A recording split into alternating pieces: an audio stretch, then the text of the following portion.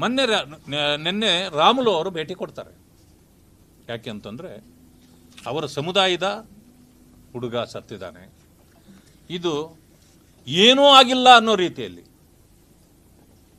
ಮುಚ್ಚಾಕಲಿಕ್ಕೆ ಪ್ರಯತ್ನ ನಡೆದಿದೆ ಅನ್ನೋದು ಅವರಿಗೆ ಗುಮಾನಿ ಬಂದಿದೆ. ಬಂದ ತಕ್ಷಣ ಅವರು ಹೋಗಿ ವಿಸಿಟ್ ಮಾಡಿದ್ದಾರೆ ಅವ್ರ ಮನೆಗೆ ಹೋಗ್ತಿರ್ಬೇಕಾದ್ರೆ ಯುವಕರೇ ನಿನ್ನೆ 2,000ಕ್ಕಿಂತ ಹೆಚ್ಚು ಜನ ಸೇರಿದ್ದಾರೆ. ಸೇರಿ ಮನೆಗೆ ಹೋಗಿದ್ದಕ್ಕೆ ಅದಕ್ಕೆ ಮುಂಚೆ FIR ಇಲ್ಲ, ಏನು ಹಾಕಿಲ್ಲ. ಆಗ ಅವರು ಹೋಗಿ ಬಂದಿದ್ದಕ್ಕೆ ಒಬ್ಬರು ಹೇಳ್ತಾರೆ, ಒಬ್ಬರು ಇದಾಕೊಳ್ತಾರೆ,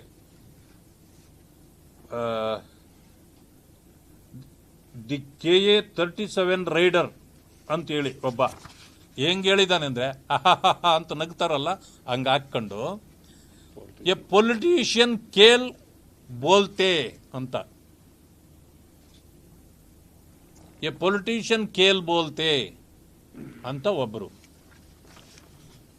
ಇದು ಸುವರ್ಣ ನ್ಯೂಸಲ್ಲಿ ಬಂದಿದೆ. ಬಂದಿದ್ದಕ್ಕೆ ಸುವರ್ಣ ನ್ಯೂಸನ್ನು ಇದನ್ನು ತಗೊಂಡು ಅದನ್ನು ಸ್ಕ್ರೀನ್ಶಾಟ್ಗಳು ಇವೆಲ್ಲನೂ ಅದರಲ್ಲಿ ಬಂದಿದ್ದಕ್ಕೆ ಅವರು ಕಾಮೆಂಟ್ಗಳು ಮಾಡಿರೋದು. ಇನ್ನೊಬ್ಬ ಫರೀದ್ ಮಳೆಕೊಪ್ಪ ಅಂತ, ಫರೀದ್ ಮಳೆಕೊಪ್ಪ ಏನು ಹೇಳಿದಾನು ಗೊತ್ತಾ, ಬಳ್ಳಾರಿ ಸಾಕಿದ ನಾಯಿ ಕೊಪ್ಪಳಕ್ಕೆ ಬಂದು ಬೊಗಳಿತು. ಬಳ್ಳಾರಿ ಸಾಕಿದ ನಾಯಿ ಕೊಪ್ಪಳಕ್ಕೆ ಬಂದು ಬೊಗಳಿತು ಅಂದ್ರೆ ಕಾಮೆಂಟ್ಗಳು ಈ ರೀತಿ ಅವ್ರು ಆಗ್ತಾ ಇದ್ದಾರೆ ಅಂತಂದ್ರೆ ಪೊಲೀಸ್ ಇಲಾಖೆ ಏನ್ ಮಾಡ್ತಾ ಇದೆ, ಕತ್ತೆ ಕಾಯ್ತಾ ಇದೆ ಅಂತ ಕೇಳಬೇಕಾ ಬೇಡ? ಇಲ್ಲಿ ಯಾರಾದ್ರೂ ಒಂದೇ ಒಂದು ಏನಾದರೂ ತನ್ನ ವಾಟ್ಸಪ್ಪಲ್ಲೋ ಏನಾದರೂ ಹಾಕ್ಬಿಟ್ರೆ ಕೇಸ್ಗಳು ಹಾಕಿ ತಗೊಂಡೋಗಿ ಕುಳಿಸ್ತಿರಲ್ಲ, BJP ಕಾರ್ಯಕರ್ತನ ಕುಳಿಸ್ತಿರಲ್ಲ, ಮರ್ಡರ್ ಕೇಸ್ಗಳು ಫಿಟ್ ಮಾಡ್ತೀರಿ, ಏನೆಲ್ಲ ಮಾಡ್ತಿರಲ್ಲ. ಅದಕ್ಕಾಗಿ ಒಂದು ಹೊಸ ವ್ಯವಸ್ಥೆಯನ್ನೇ ನೀವು ಪೊಲೀಸ್ ಇಲಾಖೆಯಲ್ಲಿ ಮಾಡಿಬಿಟ್ಟಿದ್ದೀರಲ್ಲ. ಆದರೆ ಇಂಥವುಗಳು ನಿಮಗೆ ಕಣ್ಣಿಗೆ ಕಾಣಲ್ವಾ? ಈ ಫರೀದ್ ಮಳೆಕೊಪ್ಪ ಬಳ್ಳಾರಿ ಸಾಕಿದ ನಾಯಿ ಕೊಪ್ಪಳಕ್ಕೆ ಬಂದು ಬೊಗಳಿತು ಅಂತಂದ್ರೆ ಏನರ್ಥ? ಈಗ 4 ಜನರನ್ನ ಅರೆಸ್ಟ್ ಮಾಡಿದೆ, ಸುಮಾರು 6-7 ಜನ ಸೇರ್ಕೊಂಡು ಮಾಡಿರೋದು. 4 ಜನರನ್ನ ಅರೆಸ್ಟ್ ಮಾಡಿದೆ ಅಂತ ಈಗ ಬರ್ತಾ ಇದೆ. ಆಯ್ತು, ಬಾನು ಇದಕ್ಕೆಲ್ಲ ಕಾರಣ ಅಲ್ವಾ? ಆಕೆನ ಯಾಕೆ ಇನ್ನೂ ಅರೆಸ್ಟ್ ಮಾಡಿಲ್ಲ? ಜಿಲ್ಲಾ ಉಸ್ತುವಾರಿ ಸಚಿವರು ಇದುವರೆಗೂ ಒಂದು ಮಾತು ಮಾತಾಡಿಲ್ಲ, ಆ ಕಡೆ ತಿರುಗಿ ನೋಡಿಲ್ಲ. ಶಾಸಕರು ಇವ್ರನ್ನೆಲ್ಲ ರಕ್ಷಣೆ ಮಾಡ್ತಾರೆ ಅಂತೇಳಿ ಈಗಾಗಲೇ ವರದಿಗಳು ಬರ್ತಾವೆ. ಆ ಸತ್ತ ದಿನ ಮಾತ್ರ ಆ ಕಳೆಯ ಬರಹದ ಮುಂದೆ ಹೋಗಿ ನಿಂತು ಬಂದವರು ಇದುವರೆಗೂ ಕೂಡ ಅದರ ಬಗ್ಗೆ ತಲೆ ಕೆಡಿಸ್ಕೊಂಡಿಲ್ಲ. ಈ ರೀತಿ ಇದೆಲ್ಲ ಆಗ್ತಾ ಇದೆ. 4 ಜನ ಮಾತ್ರ ಅರೆಸ್ಟ್ ಆಗಿದ್ದಾರೆ. ಒಂದು ದಿನ ಮುಂಚೆನೆ ತಲವಾರು ಹಿಡ್ಕೊಂಡು ಇದೆಲ್ಲ ಪ್ರದರ್ಶನ ಮಾಡಿದವ್ರನ್ನ ಬಿಟ್ಟು ಮೊದಲು ಪ್ರೆಸ್ ಕಾನ್ಫರೆನ್ಸ್ ಮಾಡಿ ಹೇಳ್ತಾರೆ SP ಅವರು. ಯಾರೋ ಒಬ್ಬನೇ ಇದರಲ್ಲಿ ಇದು ಇರೋದು ಅಂತ ಭಾಗಿಯಾಗಿರೋದು.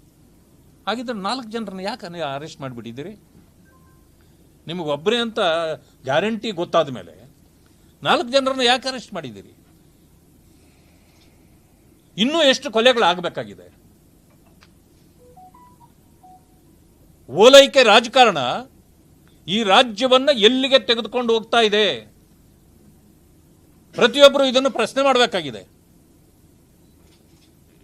ನಿಮ್ಮ ಓಲೈಕೆ ಯಾರ್ಯಾರನ್ನು ವೋಟ್ ಬ್ಯಾಂಕ್ಗಾಗಿ ಮಾಡತಕ್ಕಂಥ ಓಲೈಕೆಗಳು ಜನರ ಪ್ರಾಣಗಳನ್ನು ತಕ್ಕೊಳ್ತಾ ಇದೆಯಲ್ಲ,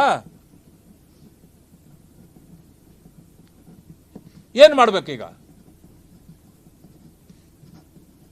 ಅದಕ್ಕೆ ದೊಡ್ಡ ಒಂದು ಹೋರಾಟ ಪ್ರಾರಂಭ ಆಗಬೇಕಾಗಿದೆ, ಮಾಡ್ತೇವೆ. ಶ್ರೀರಾಮುಲು ಅವರು ಈಗಾಗಲೇ ಅದರ ನೇತೃತ್ವ ವಹಿಸಿಕೊಂಡಿದ್ದಾರೆ. ಮೋಸ್ಟ್ಲಿ 10 ಅಥವಾ 11, 12 ಒಳಗಡೆ ಒಂದು ದೊಡ್ಡ ಜನಾಂದೋಲನ ಅಲ್ಲಿ ರೂಪಿಸಬೇಕು ಅಂತೇಳಿ ಈಗಾಗಲೇ ತೀರ್ಮಾನ ಮಾಡಿದೆ.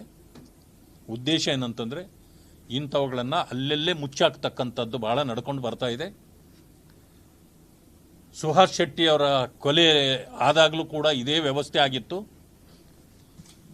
ಅಲ್ಲಿ ಯಾರನ್ನ ಹಿಡಿದು ಶಿಕ್ಷೆ ಕೊಡಬೇಕಾಗಿತ್ತೋ ಅವರಿಗೆ ಶಿಕ್ಷೆ ಕೊಡೋದ್ರ ಬಿಟ್ಟು ಯಾರು BJP ಕಾರ್ಯಕರ್ತರಿದ್ದಾರೆ, RSS ಕಾರ್ಯಕರ್ತರಿದ್ದಾರೆ, ಬಜರಂಗ ದಳದ ಕಾರ್ಯಕರ್ತರಿದ್ದಾರೆ, ಅವ್ರ ಮನೆಗಳಿಗೆ ರಾತ್ರಿ 1 ಗಂಟೆಯಲ್ಲಿ 2 ಗಂಟೆಯಲ್ಲಿ 3 ಗಂಟೆಯಲ್ಲಿ ಹೋಗೋದು, ಅವ್ರನ್ನ ಎದುರಿಸೋದು ಮಾಡ್ತಾ ಪೊಲೀಸ್ ಕೆಲಸ ಶುರುವಾಗಿತ್ತು.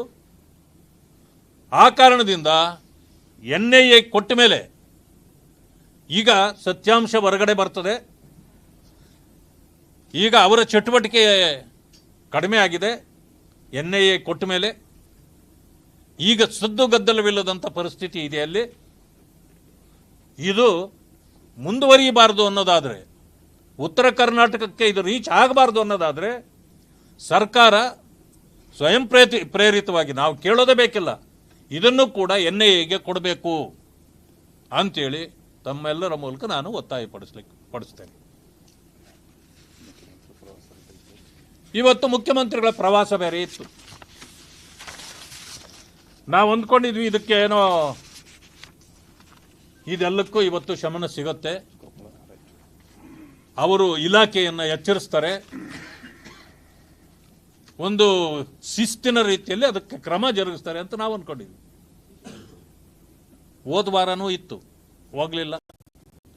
ಇವತ್ತು ಹವಾಮಾನ ಸರಿ ಇಲ್ಲ ಅಂತೇಳಿ, ಎಲ್ಲಿ ಹವಾಮಾನ ನೋಡಿ ಹೊರಗಡೆ ಹೋಗಿ, ಅದು ಸ್ಪೆಷಲ್ ಫ್ಲೈಟು.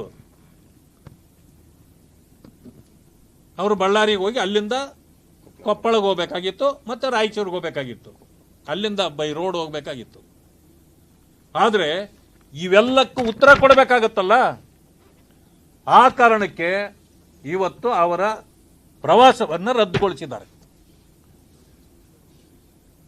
ಈ ರೀತಿ ಎಲ್ಲ ವಿಚಾರಗಳು ಬಂದಾಗ ತಪ್ಪಿಸಿಕೊಂಡು ಪಲಾಯನ ಮಾಡ್ತಕ್ಕಂಥ ಕೆಲಸವನ್ನು ಮುಖ್ಯಮಂತ್ರಿಗಳು ಮಾಡಬಾರ್ದು.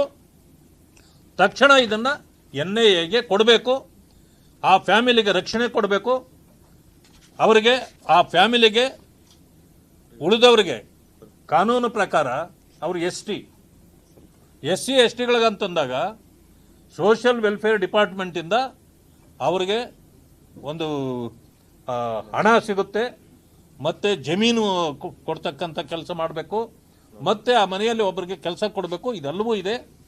ಇದನ್ನು ತುರ್ತಾಗಿ ಮಾಡಬೇಕು, ಮತ್ತು ಇದಕ್ಕೆ ನ್ಯಾಯ ಕೊಡಬೇಕಂತಂದರೆ NIA ಕೊಡಬೇಕು ಅಂತೇಳಿ ಒತ್ತಾಯ ಮಾಡ್ತೇನೆ.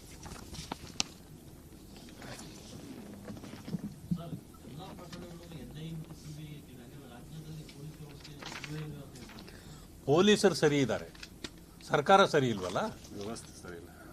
ಸರ್ಕಾರದ ವ್ಯವಸ್ಥೆ ಸರಿ ಇದ್ದಿದ್ರೆ ನಾವ್ಯಾಕೆ ಕೇಳಬೇಕು?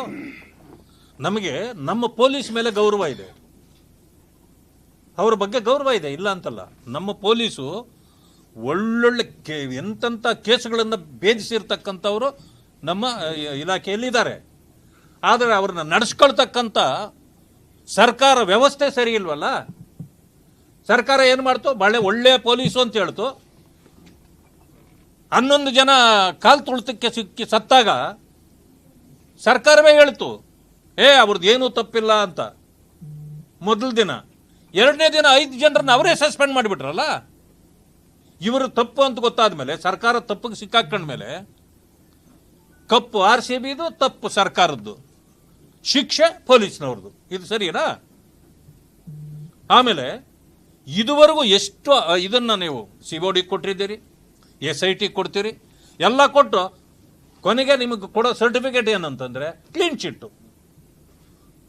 ಕೊಡಲಿಕ್ಕೇ ನೀವು ಅವ್ರನ್ನ ನೇಮಕ ಮಾಡೋದಾದರೆ ಬೇಡ, ಅದಕ್ಕೆ NIA ಕೊಡಿ ಅಂತ ಕೇಳ್ತಾ ಇದ್ದೀವಿ.